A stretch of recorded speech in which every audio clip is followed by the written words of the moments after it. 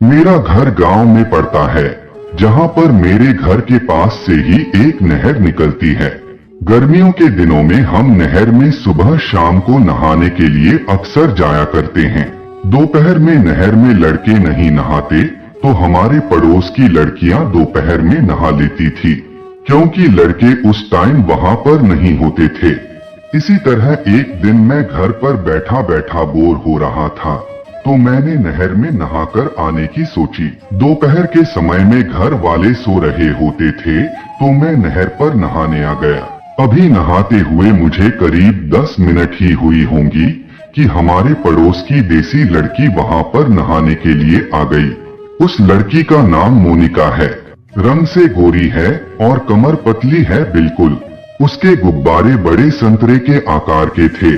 अब तो मेरे हाथ में ही नहीं आते हैं, इतने बड़े हो गए हैं, जो कि मेरा ही कमाल है। उसके साइज के नाप का तो मुझे पता नहीं। वो जब नहर पर आई तो मैं नहर में तैराकी कर रहा था। वो नहर पर आकर अपने कपड़ों में ही नहाने लगी, क्योंकि गांव में देसी लड़कियां सलवार कमीज में ही नहाती थी। नहर में वो मुझे पानी में डुबकी लगाकर तैरता हुआ देखकर मुझसे बोली, मेरे को भी तैरना सिखा दो। मैं उसकी बात पर थोड़ा हैरान सा हुआ, क्योंकि हम दोनों कभी इसके पहले इतने खुलकर बात नहीं की थी, और वो भी ऐसे अकेले में। आज से पहले कभी भी मैंने उसे गंदी वाली नजरों से नहीं देखा था। मैं उसके कहने पर उसको तैराकी सिखाने के लिए राजी हो गया। वो मेरे करीब आई और पानी में गोता लगाने लगी। मैंने उसको अपने हाथों में थाम लिया ताकि वो नीचे डूबे नहीं। मेरे हाथ उसकी कमर पर थे और वो तैरने के लिए हाथ पैर मार रही थी। उसी बीच मेरा हाथ उसकी छाती पर चला गया, तो उसने कुछ नहीं कहा। मेरा हाथ उसके गुब्बारे पर लग रहा था, जो कि बड़े आकार के संतरे के साइज के थे। अब मेरे अंदर कामुकता जागने लगी। मैंने इस देसी कमसिन जवान लड़की के साथ सब कुछ करने का मौका देखा, तो मैं धीरे धीरे बहाने से उसके गुब्बारों को जानबूझकर छूने और दबाने की कोशिश करने लगा। लेकिन वो इस तरह से व्यवहार कर रही थी जैसे कुछ हो ही न रहा हो, इसलिए मेरी हिम्मत भी बढ़ती जा रही थी। फिर मैंने उसके गुब्बारों को अच्छी तरह से हाथों में भर लिया, तब भी उसने कुछ नहीं कहा। अब मेरा पप्पू मेरे अंडरवियर में पूरा तन चुका था, लेकिन वो पानी के अंदर था। पानी के अंदर भी मुझे अपने पप्पू की गर्मी महसूस हो रही थी। मैंने मोनिका को खड़ी होने के लिए कह दिया, तो वो मेरे सामने ही खड़ी हो गई। मैं उसको सिखाने के बहाने से उसकी पिछवाड़े को पप्पू से छूने लगा। मेरा पप्पू तनकर झटके दे रहा था। उसकी गीली कमर मेरे पप्पू का टच होना हर पल मेरे अंदर की आग को बढ़ाए जा रहा था। मैं धीरे धीरे करके उसकी कमर पर अपने पप्पू को अच्छी तरह से सटाने लगा, मगर वो कुछ भी नहीं बोल रही थी। कुछ देर तक ऐसे ही चलता रहा। न तो वो कुछ कह रही थी और न ही मैं कुछ कह रहा था। फिर वो मुझसे छूटकर पानी से बाहर जाने लगी। मेरे अंदर तो आग भर चुकी थी। मैंने उसे रुकने के लिए कहा, लेकिन वो मना करके चली गई। मेरे मन में डर भी था कि कहीं ये कुछ घर पर जाकर बता ना दे, तो मेरी फट रही थी। उसके बाद मैं घर पर आ गया और मोनिका के साथ हुई उस घटना को याद करके मैंने 2 बार अपने पप्पू को कसरत करा डाली। उस दिन तो मैं बस यही सोचता रहा कि किसी भी तरह बस उसकी चिड़िया देखने को मिल जाए। यही सोचते हुए उस रात मुझे नींद भी नहीं आई। रात को सपने में भी मेरा पानी निकल गया। अगले दिन संडे था और हमारे पड़ोस में हमारे घर पर ही टीवी था और संडे को फिल्म भी आती थी। अगले दिन वो हमारे घर पर टीवी देखने के लिए करीब 11 बजे मेरे घर आ गई। मेरे घर वाले टीवी नहीं देखते थे, तो माँ और पापा दूसरे कमरे में सो गए थे। चूंकि राजस्थान में गर्मी बहुत पड़ती है, तो मेरे घर वाले शाम के 3 बजे के बाद ही सोकर उठते थे। टीवी वाले कमरे में उसके और मेरे अलावा कोई और नहीं था। मैं भी टीवी देख रहा था और साथ में बीच बीच में उसे भी देख रहा था।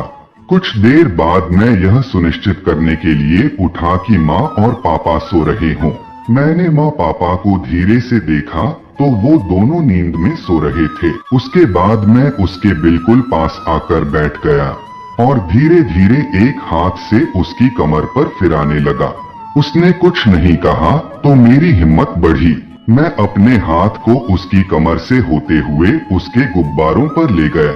उसने एक बार मेरी तरफ देखा और फिर से आगे देखने लगी। उसको शायद अच्छा लग रहा था, वरना कोई भी लड़की इस तरह से एकदम से शरीर को छूने नहीं देती है। जब मुझे पूरा यकीन हो गया कि वो भी करवाने की तैयारी करके ही आई है, तो मैंने उसकी कमीज में हाथ डाल दिया, उसके गुब्बारों को दबा दिया। तब भी उसने कुछ नहीं कहा। अब तो मुझसे रुका ही नहीं गया। मैंने उसकी सलवार के ऊपर से ही उसकी देसी चिड़िया को छू लिया। उसने एक बार के लिए मेरा हाथ हटाया। मैं थोड़ा सा हिचक गया कि कहीं मैं जल्दी तो नहीं कर रहा हूँ, लेकिन दोस्तों बहुत बुरा हाल हो रहा था। मगर कुछ देर के बाद वो नॉर्मल होती चली गई। उसकी चिड़िया पहली बार पप्पू ले रही थी और उसमें से जो खून बाहर निकला था उसके साथ में उसका पानी भी मिल गया था। इस वजह से खून और पानी का वो मिश्रण बन जाने से मेरा पप्पू अंदर जाने में अब कोई परेशानी नहीं आ रही थी। चूंकि मैं भी काफी उत्तेजित था तो मेरे पप्पू से भी काफी चिपचिपा पदार्थ निकल चुका था। दोनों तरफ से ही बराबर चिकनाई हो गई थी और पिलाई मक्खन के माफिक चल रही थी। अब मैं उसकी चिड़िया की पिलाई आराम से करने लगा। बीच बीच में मैं उसकी कमीज को ऊपर उठाकर उसके गुब्बारों को भी मसल रहा था। हम दोनों शांत हो गए, लेकिन मेरा मन अभी नहीं भरा था। मैं उसके ऊपर ही लेटा रहा और उसके होंठों को चूसता रहा। मेरी कमर नंगी थी और वो मेरे नीचे पड़ी हुई थी।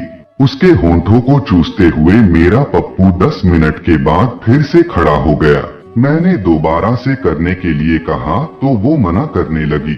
मैंने उसको बहुत मनाने की कोशिश की, लेकिन वो नहीं मानी। फिर हम दोनों उठ गए, लेकिन मेरा पप्पू अभी तना हुआ था। मगर वो कहने लगी कि उसको अभी भी चिड़िया में दर्द हो रहा है। फिर मैंने धीरे से उठकर उसके लिए एक दर्द की गोली लाकर दी। गोली खाकर वो अपने घर चली गई। उसके बाद तो लगभग हर रोज ही हम पिलाई के मौके ढूंढने लगे। फिर तो जब भी मौका लगता था मैं उसकी चिड़िया मार लेता था। आज उस घटना को इतना वक्त बीत चुका है और वो अभी भी मुझसे अपनी चिड़िया की आग बुझवाती है। मैं भी जमकर उसकी आग बुझाता हूँ।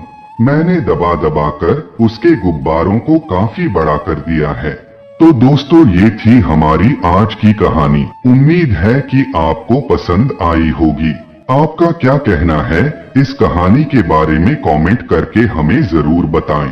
वीडियो को लाइक कर दीजिए और इसी तरह की कहानियां लगातार देखने के लिए चैनल को सब्सक्राइब करके घंटी को दबाकर ऑल पर सेट कर लीजिए, ताकि आने वाली वीडियो नोटिफिकेशन आपके पास तुरंत पहुंचे। मिलता हूं आपसे अगली वीडियो में, तब तक के लिए धन्यवाद।